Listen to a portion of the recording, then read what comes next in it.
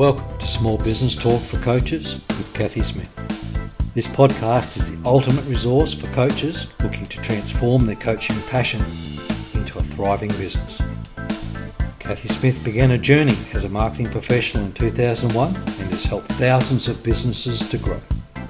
Kathy specialises in helping coaches and is dedicated to showing you how to get your first clients and then many more. If you are ready to take your coaching practice to the next level, then you are in the right place. Whether you are just starting your coaching journey or you're an experienced coach not seeing the results you desire, then this podcast is for you. Welcome to Small Business Talk for Coaches, episode 234. Sometimes it's quite hard to pick a topic. I was talking to some people this morning about it's not a case of too little, it's always too much. Which particular topic do I pick? But this week, it's been really easy. Something that kids come up 2 or 3 times, lots of people are talking about. It's concentrating on the where, not the how. Now, the how is important, but if you don't know where you're going, the how is going to stop you. And I've just recorded episode 237. So yes, I'm ahead, which is amazing. And had a special guest there, and she was talking about limiting beliefs and the negative beliefs and how we stop ourselves.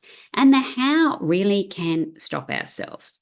So if you have made $1 million in your business, then you know how you got there. So you can look back and see how you did it. But if you've only made 100,000 or you haven't made any money in your business, getting to $1 million can be quite difficult. And thinking of the how is probably what's going to stop you. But if you set that goal of the $1 million and then you just go for it, and yes, you do have to do things. You have to do the tactics and you have to try different things. But if you pick one particular how to do and that doesn't work out, then you can try a different how. And you can continue to do that. But if you don't know where you're going and you're just going down the road of that one particular how, it can be really tough if things don't work out because you've got no guiding light. You don't know where you're going. You don't know what that is that you want to do. So it's interesting how we think about the how. So it used to be that the how didn't matter. If you go back to when you were a child, and you wanted to walk. The reason you wanted to walk was you wanted to get over there to the where. It might have been mum, it might have been dad, it could have been a sibling, it could have been a fancy toy that took your fancy. It could have been an animal, one of your pets or something. But as a child, as a small baby, the how wasn't important. It was just a case of where. And you tried and tried and tried until you could crawl and then you could walk. Then once you could walk, then you tried again until you could run because you wanted to get there quicker. And then maybe after that, you learnt to ride a bike and you fell down a few times and you got up, but you knew where you wanted to go. You wanted to go on that bike and you maybe wanted to go down the street or play with the other kids, something like that. So we weren't quite so caught up in the how. We weren't thinking on a bike, okay, it's one pedal in front of each other. Sometimes now we do if we're trying to go a long way and it's a bit difficult. We might be going pedal, pedal, pedal, one pedal, one pedal, one pedal, get to the corner, get to the next corner, quantifying all of that sort of stuff. But the point is that we just did it. We tried it, we got up, we moved, we did it. Whereas in our businesses, we're very worried about the how. So is it potentially because we're worried about failing? Does our business have so much more wrapped around it? What is it that we're worried about? Why don't we do the how? Why do we only do the how? Why don't we do the why? So quite often we have people that will make goals. You make a New Year's resolution. You make a goal at the beginning of the year. I'm going to do this. You think about that goal and you think, okay, I've got to do some Facebook ads or I've got to do social media or I'm not doing social media, I'm only doing email. Or whatever particular tactic it is. And then it doesn't quite work out the way you thought it was. So you shelve that goal and you try another one. But what if you took that big goal, that goal for the year, 2 years, 3 years. I love the saying that says that we underestimate what we can do in a year and we overestimate what we can do in 10. So if you're thinking about that big goal and you've got 10 years to do it, if in the first year you don't get there, the second year you don't get there, third year you don't get there, fourth year you don't get there, etc., etc. But on that 9th year, you got there, then you've still achieved it in that 10-year span. And we don't think of ourselves as a failure. But if we set that goal for 1 year, so 9 times we would think of ourselves as a failure. But we didn't. We achieved it in the 10 years. And we quite often do that, don't we? We think, okay, we're going to set this goal. We go along and we do the how, we get these tactics, we maybe buy a course or follow a book, and it doesn't work. Oh no, we can't do it. But I'm sure you've all heard of the penny effect. If you compound 1 penny on top of another penny and keep doubling it, it eventually gets to $1 million. But that last one that doubles is so far from $1 million. So it's that compounding effect. And that's quite often what the why does. The where, we know what it is that we want to do.